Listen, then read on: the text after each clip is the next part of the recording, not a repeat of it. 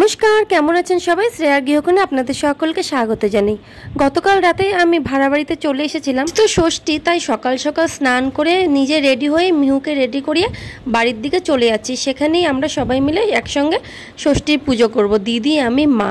তাই জন্য রেডি হয়ে এই যে বাড়িতে চলে এসেছি। আর এই যে আমার জলটা তোলা হয়নি, মা ওরা সবাই জল তুলে নিয়েছে। আর আমি যেহেতু ওখানে বাথরুমে স্নান করেছি, কোনো তো পুকুর নদী নেই, তাই আমি জলটা তুলতে পারিনি। ওখান থেকে স্নান করে ধোয়া শাড়ি পরেই আমি এসেছি। এখান থেকে শুধু জলটা তুলে নেব। আমাদের বাড়ির সামনে একটা বড় পুকুর আছে, যেটার নাম পদ্ম পুকুর। আমরা এখন সেই পুকুরেই যাচ্ছি। আর ওই পুকুরের ধারেই কিন্তু পুজো হবে। এই বছর প্রথম ষষ্ঠী পুজো চালু হচ্ছে এই জায়গাটাতে, যেখানে আমরা করব। এই পুকুরের ধারে একটা পাকুর গাছ, বট গাছ আছে দুটো। সেখানেই আমাদের পাড়ার আর একটা মামি আর একটা দিদি, ওরা পুজো করবে। আমরা অন্য জায়গাতেই করতাম, কিন্তু দেখলাম এখানেই যখন হবে পুকুর ধারে, তাহলে এখানেই করে নিই। এই যে আমাদের ঠাকুরমশাই কিন্তু চলে এসেছে, আমরাও সবাই রেডি হয়ে চলে এসেছি। আমি শুধু জলটা তুলবো এবার। আমার তো জলটা তোলা হয়নি, কিন্তু অ্যাকচুয়ালি এটা নিয়ম, কিন্তু কোমর জলে নেমে, আরও বেশি বুক জলে নেমে জলটা কিন্তু তুলতে হয় সন্তানের নাম নিয়ে। কিন্তু আমি স্নানটা ওখান থেকে সেরে এসেছি, যদি আমার লেট হয়ে যায় সেটা ভেবে, তাই আমি এখানে এসে শুধু জলটা তুলে নিচ্ছি। আর বহুদিন ধরে এই পুকুরে স্নান করা হয় না, সত্যি কথা বলতে আমার একটু ভয় লাগছিল, সেই জন্যই আমি কিন্তু এখান থেকে এইভাবে জলটা তুলে নিলাম। অনেকেই হয়তো আমাকে কমেন্ট করতে পারো যে এইভাবে জল তুলতে হয় না, কিন্তু আমি সেটা ঠাকুরমশাইয়ের কাছ থেকে শুনেই কাজটা করেছি। যাই হোক, তারপর আমি অভ্রজিতার নামে, আমার মেয়ে মিহুর ভালো নাম অভ্রজিতা চন্দ, মিহুর নামে, সূর্য ঠাকুরের নামে, আরও আমার সমতুল্য যত আমার সন্তান সমতুল্য আছে তাদের প্রত্যেকের নামে আমি 3 বার কিন্তু জল তুলে নিলাম। এবার জল তুলে নিয়ে এবার সোজা চলে যাব পুজোর এখানে। আর আমরা কিন্তু মাত্র 5 জনেই পুজোটা করেছি।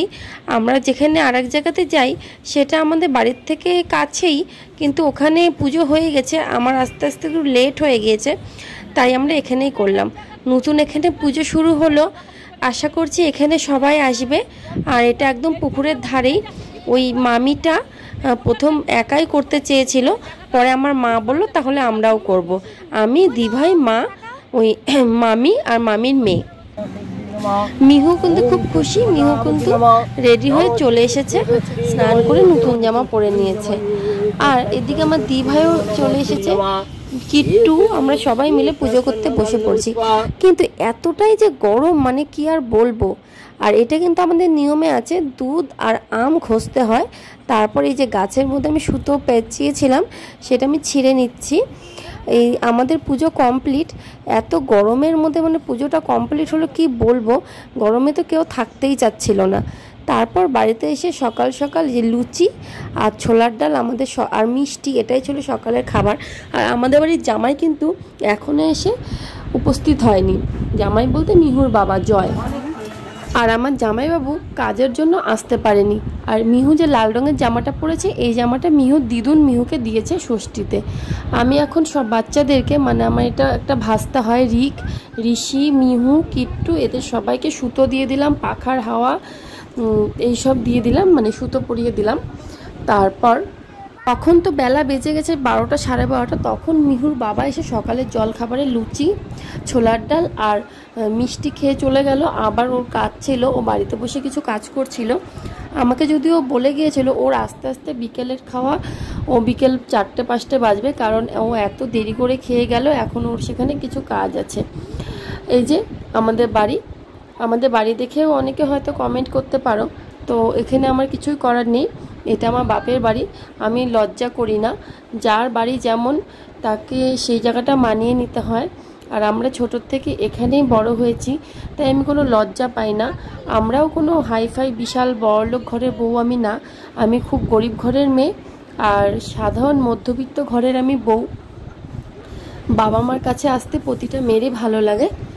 যাই হোক, সেই সব কথায় আর যাচ্ছি না। এই যে মিহুকে এখন আমার দিদিভাই সুতো পরিয়ে দিচ্ছে, ষষ্ঠীর সুতো আমিও দিয়েছি। আর এখন মা আমাদের দুজনাকে পরিয়ে দিল, আমাকে আর দিকে। ভিডিওটা তো আমি করিনি, মা পরিয়ে দিয়েছিল আগেই। মাকে আমি বললাম, মা তুমি সুতোটা আরেকবার ধরো, আমি আর একটু করে দিয়ে নিই, ভিডিওটা করে নিই।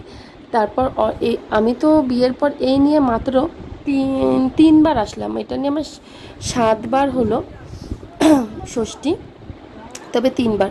আর দুপুরে জামাইয়ের জন্য মা রান্না করেছিল ভাত, ডাল, খাসির চর্বি মানে তেলের বড়া, খাসির মাংস, পটল ভাজা, চিংড়ি মাছের মালাইকারি, মিষ্টি, দই, ছানার পায়েস, চাটনি। এই ছিল আজকে আমাদের জামাই ষষ্ঠীর খাওয়া দাওয়া। সব রান্না কিন্তু আমি মা দি মিলেই করেছি, একা কেউই করিনি। কিন্তু মায়ের জামাই এতটাই লাজুক, সে ভিডিওর সামনে আসতে চায় না, পছন্দ করে না আর কি।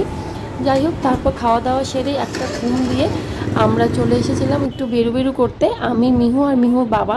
কারণ দি ভাই আর কিট্টু ওরা মালদা চলে গিয়েছে দুপুরে খাওয়া দাওয়া সেরে। দিদির শরীরটা নাকি ভালো লাগছিল না, সেই জন্যই ও চলে গিয়েছে। আমরা তো এসে পড়েছি একটু ঘুরতে, ভাবলাম রাতে এখানে ডিনারটা সেরে যাব। মা তো ওখানেই খেতে বলেছে, কিন্তু দুপুরে অত কিছু খেয়েছি আর বাইরেও আমি আর খেতে চাচ্ছি না। তো মিহুর বাবা বললো বাড়িতে গিয়ে সেদ্ধ ভাত কিছু রান্না করে নিও, আমি আর মাংস টাংস কিছু খাবো না। এই বলতে বলতে এমন ঝমঝম করে বৃষ্টি নেমে গেল। আমরা বাইরে এসেছিলাম মিহুর জন্য একটু বই, স্লেট, পেন্সিল কিনতে, আর একটু ঘোরাও হবে এটা ভেবে। এত জোরে বৃষ্টির মধ্যে ভিজে গেলাম। যাই হোক, পুরোটাই ভিডিওটা এখানেই শেষ করলাম। এইভাবে দিনটি কাটলো, কেমন লাগলো জানাবেন।